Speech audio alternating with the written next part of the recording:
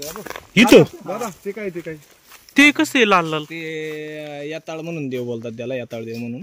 अरे बापरे, मूर्ती कोरलेली दिसते याच्यात तर. मूर्ती नाही, असंच केलंय? हा, शेंदूर लावलेला आहे, पण त्याची दरवर्षी पूजा केली जाते. कोण करतं पूजा ही देवाची? इथले स्थानिकच असतात आमचे मेहमाने म्हणून, ते करतात त्याची पूजा. म्हणजे मेहमान्यांना पूजेचा मान आहे? हो, त्याची पूजा तेच करतात. वेताळ बाबाची काय आख्या आहे काय त्या? नाही, मला नाही एवढं काय सांगता येतं. म्हणजे फार पूर्वीपासून आहे? पूर्वीपासून आहे ते. इथं जातात कसं एवढं वर? खूप अवघड आहे तिथं जायला, पण मग ते जातात, त्यांना नेहमीच माहीत झालं थोडंसं रस्ता, त्याच्यामुळे जपून जपून जातात तिथे.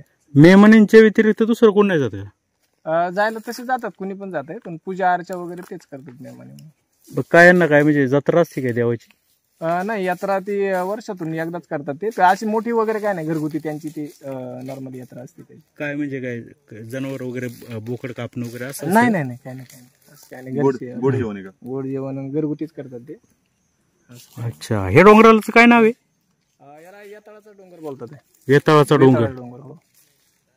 बराच मोठा डोंगर आहे हा.